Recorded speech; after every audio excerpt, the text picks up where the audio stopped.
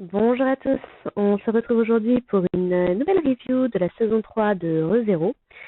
Et on attaque aujourd'hui l'épisode 15 qui, si j'ai bien suivi, est censé être l'avant-dernier épisode de cette saison 3. De tout ce qui concerne l'arc 5, je crois, après Stella.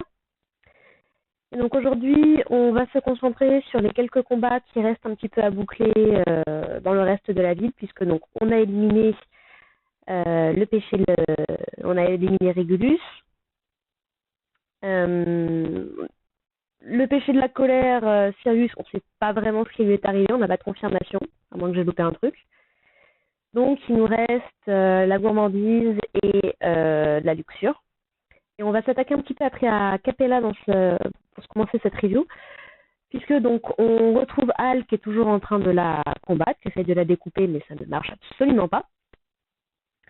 Et en gros, il a activé un piège qu'ils ont mis en place. Je crois que c'est au niveau de la mairie qu'ils sont, là où il y a le météore qui arrête de retransmettre la voix dans toute la ville, en espérant du coup qu'elle se fasse suffisamment ensevelir sous les décombres pour que ça marche, mais malheureusement, ce n'est pas ce qui arrive.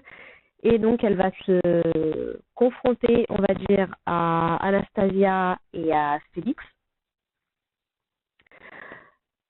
Et en fait, Félix, ça le marque énormément ce qui se passe dans cette confrontation, puisque en fait, Capella utilise complètement les cadavres, les gens, enfin, elle est vraiment répugnante. La façon qu'elle a de se reconstruire, elle utilise des rats.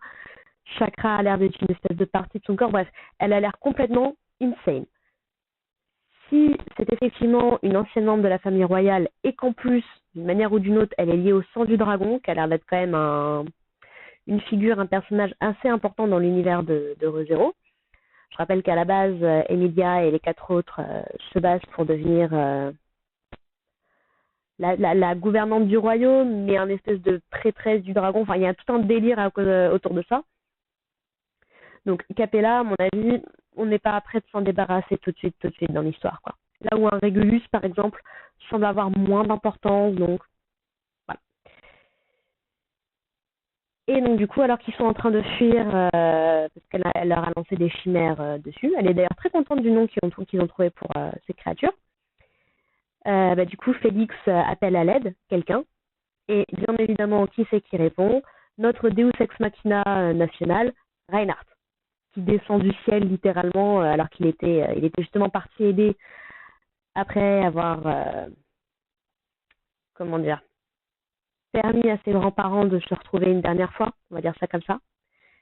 Et on comprend mieux pourquoi est-ce que Reinhardt a été mis de côté pendant une bonne grosse partie de cette saison.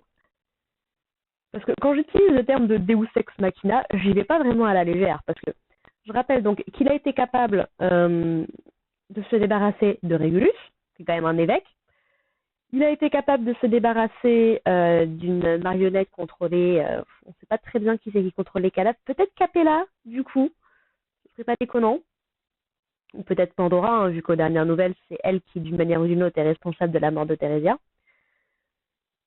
Et que là, donc, il vient de se débarrasser des chimères créées par Capella. Donc, on va dire que niveau capacité, Reinhardt, il est plutôt là. Et il impressionne d'ailleurs un peu tout le monde.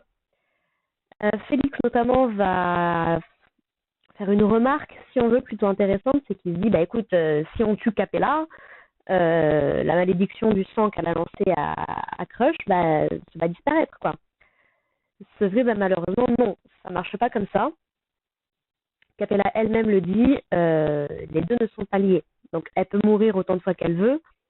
La malédiction qui plane sur Crush, en tout cas à l'heure actuelle, sera là, vitam aeternam, quoi. Donc, voilà.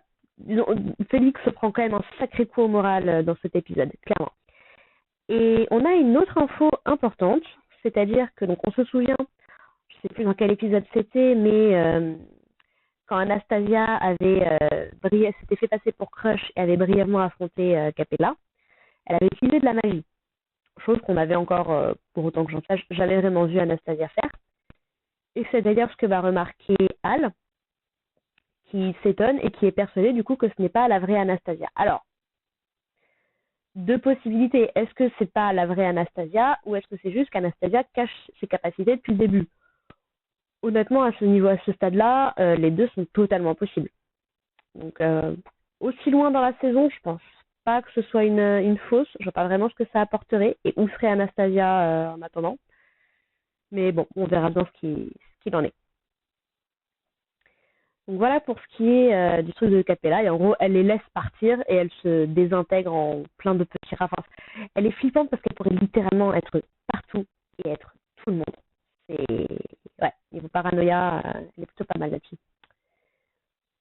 On a d'un autre côté donc Julius qui affronte un des deux gars de la gourmandise, mais qui se fait assez facilement laminer en fait, puisque ce qui est sous-entendu dans cet épisode, en tout cas moi ce que j'en comprends par rapport à la fin de l'épisode, mais on va y revenir, c'est que donc le gars de la gourmandise qui l'affronte a mangé, quoi que ça veuille dire, dans le cadre de cette bestiole, un des amis d'enfance de Julius. Et ce n'est pas très clair si Julius se souvient des événements d'une manière ou d'une autre, avec peut-être le visage de cette personne qui n'apparaît pas, ou si c'est juste qu'il est particulièrement énervé que depuis le début de ce combat, en gros, il se fasse complètement balader puisque son adversaire anticipe tous ses mouvements. C'est pas clair, c'est pas précisé. Encore une fois, ça pourrait être l'un comme l'autre. Si on se base sur les capacités qu'on a vues de Péché de la gourmandise jusqu'ici, principalement autour de Ren, en fait, elle s'est fait manger et elle est tombée dans le coma. Et toutes les personnes qui la connaissaient, Subaru mis de côté, ont totalement oublié son existence. C'est presque comme si son existence avait été supprimée, même carrément. Il me semble que quand on avait été voir dans la chambre de Ren et Ram, toute la partie concernant Ren avait disparu. Je suis plus très sûre qu'encore une fois, ça fait très longtemps que j'ai pas vu la saison 2. Mais voilà, donc ça a des implications terribles d'une manière ou d'une autre. Moi, honnêtement, pendant une grosse partie de ce début d'épisode, j'étais là en train de me dire, mais attends, le péché de la gourmandise, ce serait pas quelqu'un que Julius avait connu quand il était plus jeune, en fait, qui rajouterait une dose de drama non négligeable. Mais les autres, il y a tout autant de drama avec les autres solutions, on va dire. Donc, encore une fois, on est laissé un petit peu sur notre faim à pas trop savoir. Et je dirais pas le cœur de cet épisode, mais la partie qui va être, entre guillemets, la plus intéressante, ça va être donc l'autre péché de la gourmandise. Quoi que ça veuille dire, qui soit, comment ça marche et tout. Mais l'autre péché de la gourmandise, du coup, est en train d'affronter toujours donc Otto et le reste des gardes de Felt. Et peut-être des soldats de la ville de Pristella, je crois. Et en gros, Otto va petit à petit comprendre comment fonctionne son autorité en voyant un petit peu ce qui se passe autour de lui. Et globalement, donc, nos deux évêques de la gourmandise ont l'air d'être particulièrement doués au combat. Et ce que Otto en comprend, et c'est à moitié confirmé par la gourmandise, c'est que, en fait, quand il mange quelqu'un, il acquiert aussi ses capacités au combat. Moi, quand il m'a dit ça, j'étais là. Il a mangé Ren, on est foutu, c'est mort. Et donc, il est capable d'absorber les capacités, les souvenirs, visiblement, également, puisque à la fin de l'épisode, et c'est là où j'avoue que je me suis sentie particulièrement mal, c'est qu'en fait, il va se mettre à parler plus ou moins comme Ren. Vraiment, à dire des informations qu'il ne pourrait pas savoir s'il n'avait pas mangé Ren, quoi.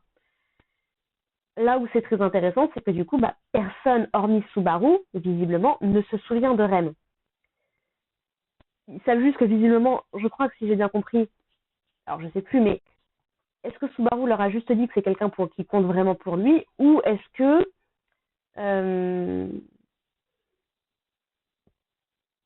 il a été jusqu'à leur raconter le lien avec Ram et tout ce qui s'est passé en fait autour de ce personnage-là. Honnêtement, encore une fois, ça fait très longtemps, donc je ne sais plus les détails exacts. Mais voilà, il y a toujours ça qui traîne du coup là-dedans. Et pour finir, donc, on va avoir l'intervention de Béatrice. juste avant que Otto ne se fasse manger les doigts. Petit détail super drôle d'ailleurs j'ai trouvé avec Otto, c'est qu'il n'y a personne dans le groupe avec lequel il est actuellement qui connaît son nom, quoi. C'est hilarant, j'adore. En plus, il commence à s'énerver et tout, Bref. Il arrive même à coller une bombe au pichet de la gourmandise en tentant une attaque semi-furtive, qui du coup ne parvient pas à détruire le corps de cette personne, mais lui fait détruire les vêtements et on a l'air de voir les cicatrices de son corps qui interpellent Otto, qui associe ça visiblement au péché qui lui est rattaché. Donc, je n'en sais pas plus, mais c'est intéressant à savoir. Voilà. Quoi dire de plus? Voilà, Béatrice du coup qui débarque, qui se rend compte des capacités dangereuses de cet évêque-là et qui dit à Otto, surtout, faut pas que Subaru lui parle ou le rencontre, parce que sinon, il va être brisé, le pauvre gars.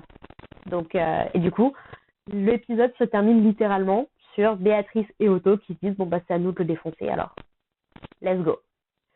Donc, si je ne me trompe pas, et qu'il reste bien un épisode, l'épisode 16, ça voudrait dire, vu que Régulus n'est plus là, quand s'est fait tuer, que Sirius, on ne sait pas trop, mais a priori hors combat également, et que Capella se tire. Ah oui, Capella visiblement a récupéré le grimoire de la sagesse, ou l'espèce de bouquin là, qu'il voulait récupérer depuis le début de la saison. Visiblement, Capella s'en est occupé, donc bon, tant pis. Ça voudrait dire du coup que dans le prochain épisode, il ne resterait plus qu'à gérer le péché de la gourmandise, des deux côtés. Je verrais bien Subaru, pour le coup, aller aider Julius, pendant potentiellement que Reinhard se débrouille pour aller aider Otto et Béatrice, sachant qu'on a toujours cette intrigue avec Fête qui était censée aller récupérer une espèce d'arbre quelque part et qui n'est toujours pas revue. Donc peut-être que ce coup-là, c'est peut-être... Quoique, Subaru, Julius et Reinhard ensemble, ouais, le petit team-up, il demande à voir. En gros, finalement, c'est peut-être pas déconnant. Je veux ça, finalement. Je change mon truc. Donc, on verra bien. Voilà. Il me semble qu'il ne reste plus qu'un épisode à cette saison 3. Voilà, au final, c'était un épisode, ma foi, plutôt sympathique, qui finit de s'intéresser aux dernières intrigues un petit peu laissées de côté, et qui nous laisse encore quelque chose pour le prochain épisode. Donc, voilà, hâte de voir, du coup, ce qu'il en est pour la fin de cette saison. Voilà. Sur ce, écoutez, merci de m'avoir écouté, puis on se retrouve la semaine prochaine, du coup, pour parler de l'épisode 16. Allez, portez-vous bien. Bye.